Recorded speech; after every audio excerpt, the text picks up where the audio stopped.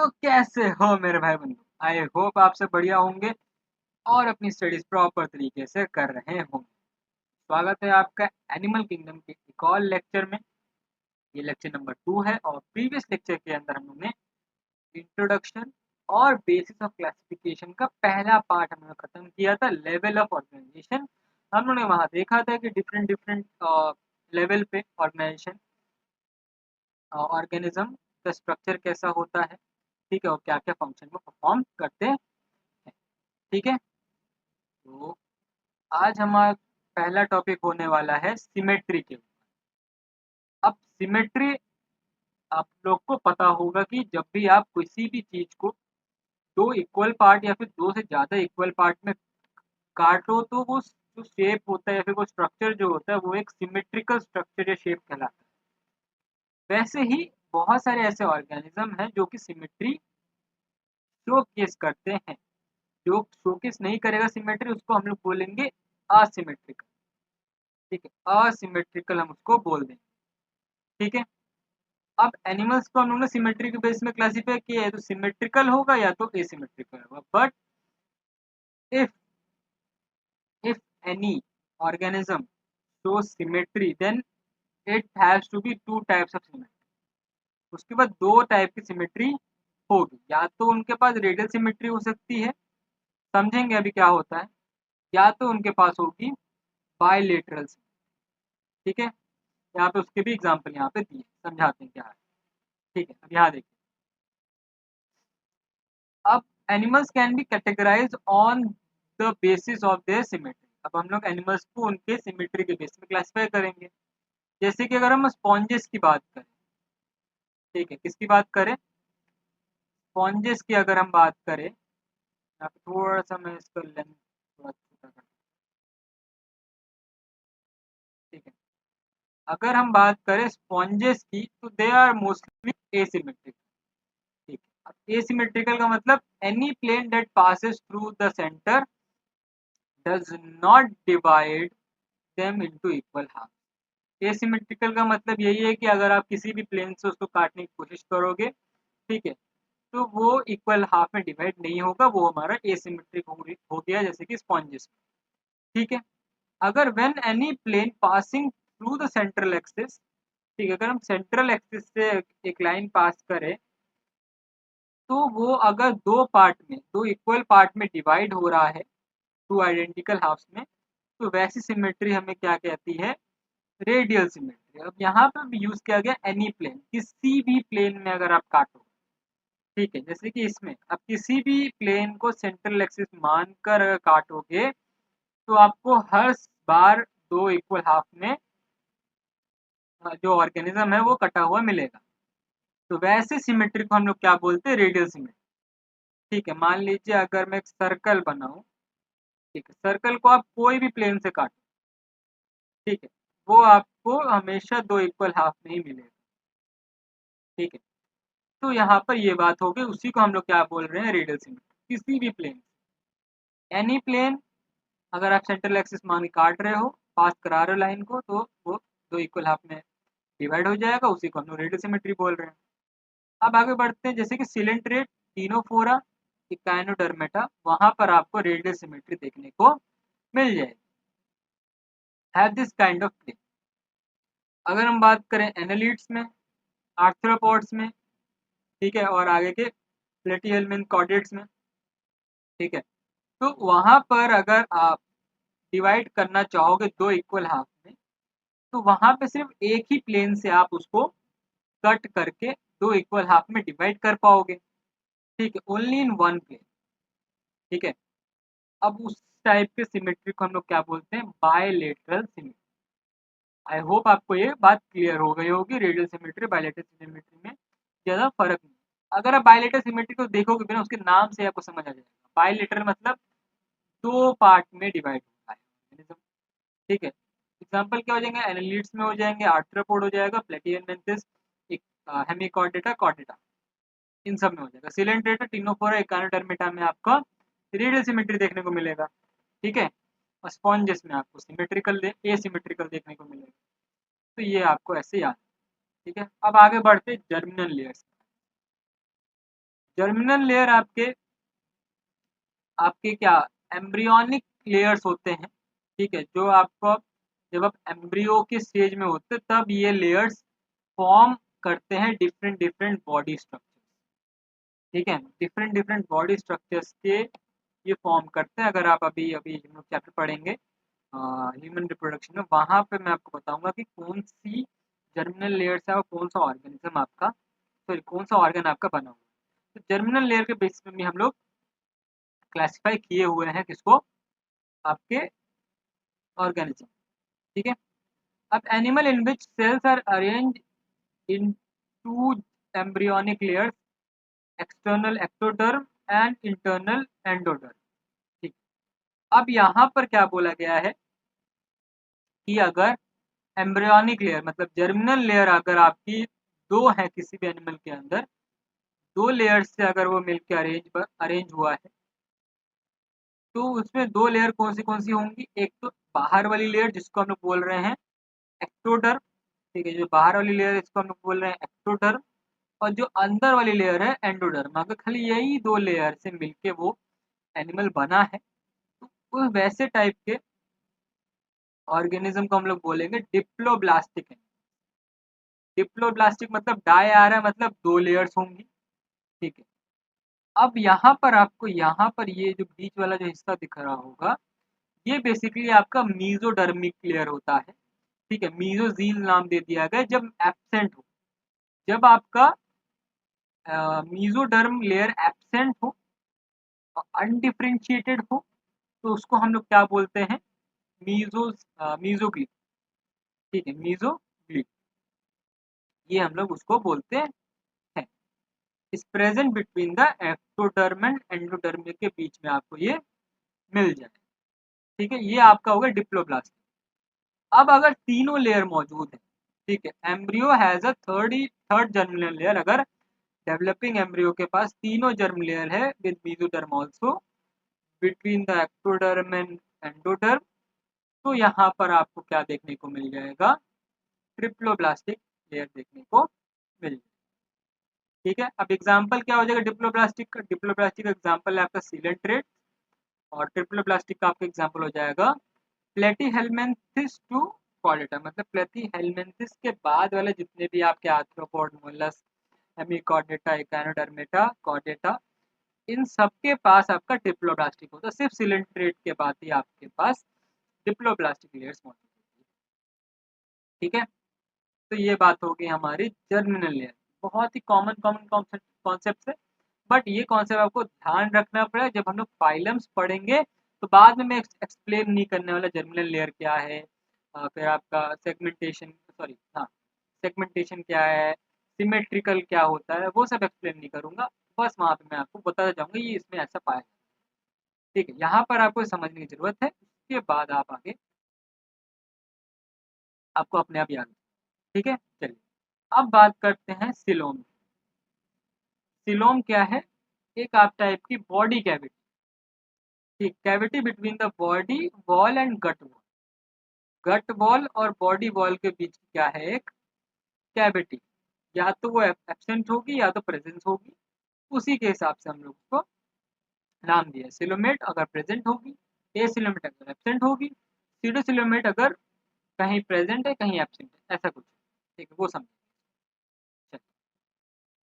अब the body cavity which is lined by mesoderm, अब ऐसी बॉडी कैविटी जो कि आपका मीजोडर्म से लाइंड है उसको हम लोग बोलते हैं सिलोम, ठीक है। ये जो बॉडी कैविटी आपको अंदर दिख रही है ना, जो एक्टोडर्म और एंडोडर्म के बीच वाले जो लेयर्स है ना, वो मीजोडर्म है।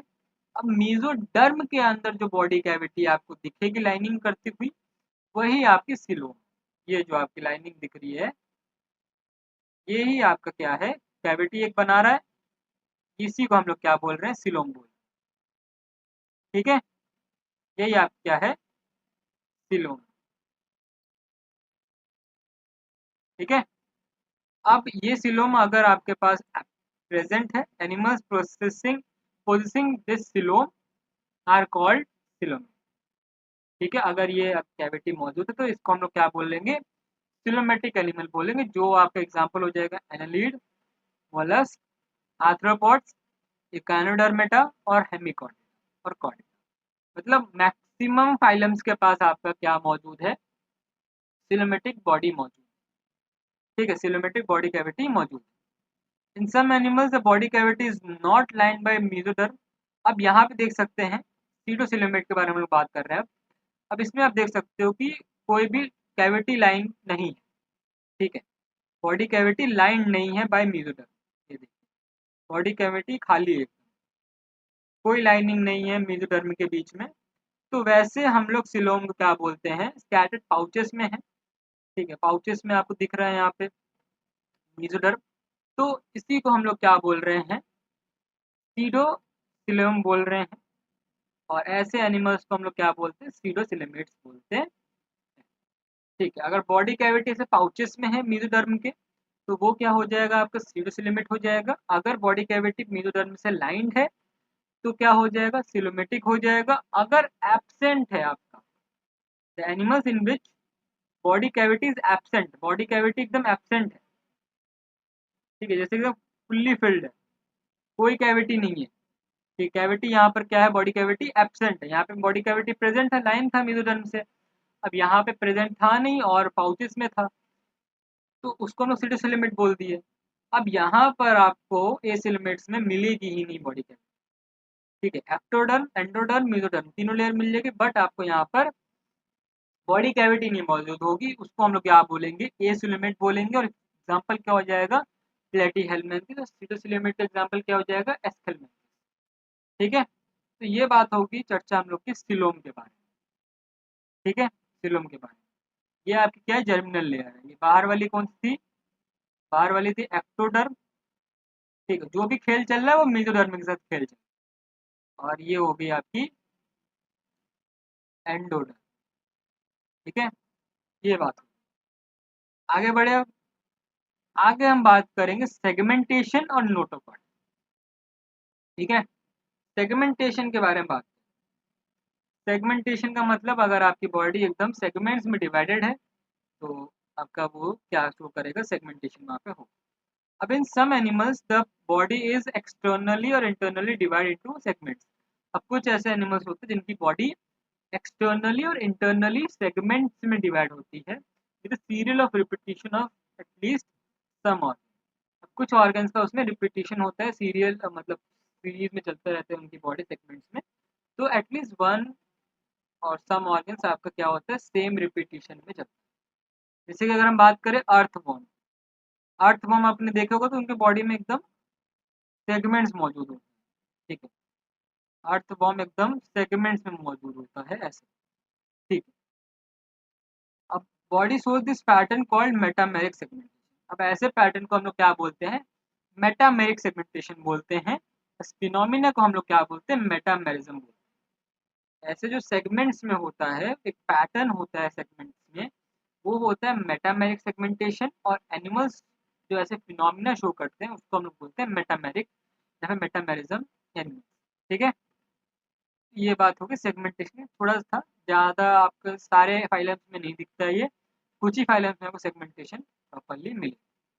ठीक है, अब बात करते हैं नोटोकॉर्ड। ये आपको कहाँ देखने को मिलेगा, ये आपको देखने को मिलेगा नॉन कॉर्डेट्स में। ठीक है, अब होता क्या है वो देखिए।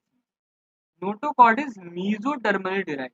ध्यान रखिए कौन सी पार्ट डिराइव हो रहा है, मीजोडर्मली डिराइव हो रहा है। ये रॉड लाइक स्ट्रक्चर होता है और ये फॉर्म्ड होता है डॉर्सल साइड। डॉर्सल साइड मतलब back side, during the embryonic development in some animals.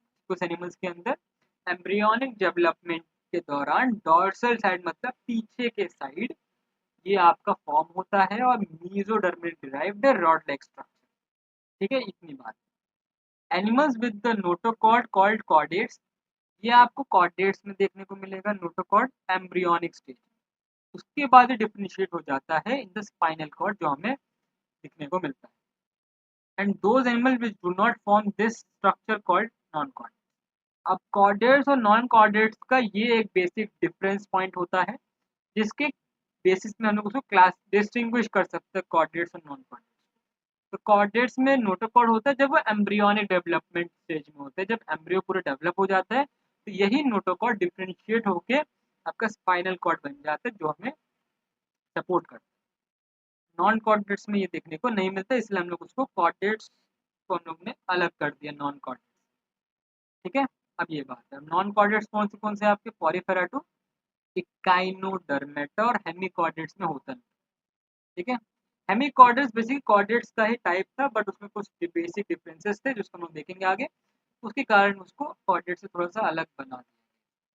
ठीक है, हाँ, अब हम लोग का यहाँ पे सारे जो भी बेसिस ऑफ क्लासिफिकेशन थे वो सब खत्म हो गए हैं। ठीक है, अब नेक्स्ट लेक्चर्स के अंदर हम लोग फाइलम चालू करेंगे और फाइलम के बारे में पढ़ेंगे।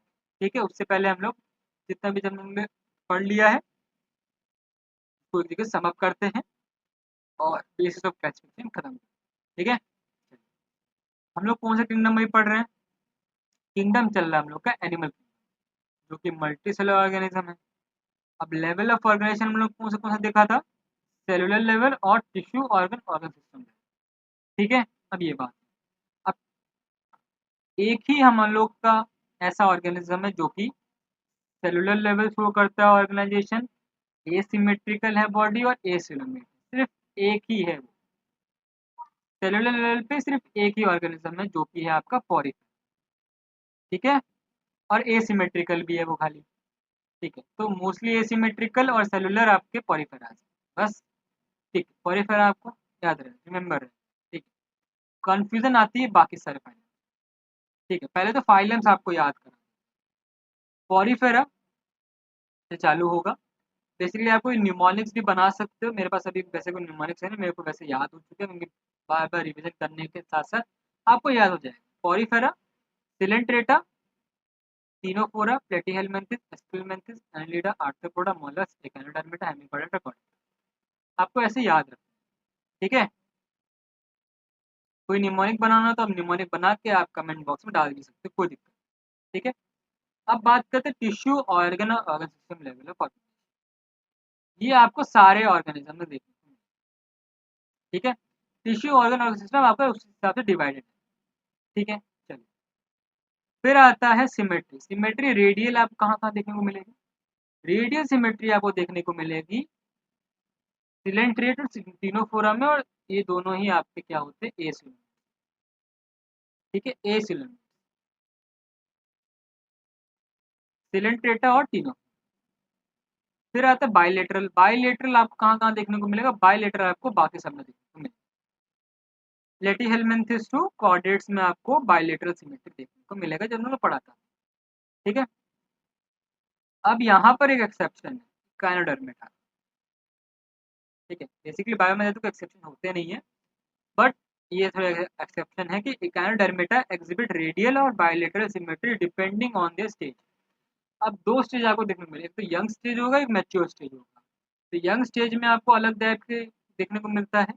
बेसिकली यंग स्टेज में आपको रेडियल सिमेट्री देखने को मिलेगी और फिर मैच्योर स्टेज में आपको बाइलेटरल सिमेट्री देखने को मिलेगी, वो डिस्कस करेंगे। ठीक है, तो ये बात है। फिर सिलोमेट्स और सिलम। अब सिलोमेट्स आपके एनालीट टू कॉर्डेट्स होते हैं। सिलोमेट आपके एनालीट टू कॉर्डेट होते हैं। सीडोसिलोमेट एक ही है, सिलोमेंथिस। और ए सिलोमेट्स आपके कितने हो जाएंगे? पॉरीफेरा, सिलेंट्रेटा, टिनोफोरा, प्लेटिहेलमिन, सारे ए सिलोमेट। तो यही आपके प्लेसेस ऑफ क्लासिफिकेशन है। जब हम फाइलम पढ़ रहे होंगे, पर्टिकुलर फाइलम के हम लोग वहाँ पे बेसिस ऑफ क्लासिफिकेशन देखेंगे और उनके बारे में और जानेंगे। और इस चैप्टर में सबसे इम्पोर्टेंट चीज़ है एग्जाम्पल्स। फाइलम के अंदर जो जो एग्जाम्पल्स होंगे वो सारे आपको याद करके चलना है। उसके निमोनिक्स है मेरे पास बढ़िया बढ़िया, वो निमोनिक्स मैं आपके लिए लेके आया हूँ। ठीक है, तो आई होप आपको ये आज का लेक्चर समझ आया होगा, और इसी के साथ हम लोग का बेसिस ऑफ क्लासिफिकेशन पहला टॉपिक खत्म हो। चलिए मिलते हैं आपको नेक्स्ट लेक्चर में, तब तक के लिए बाय बाय।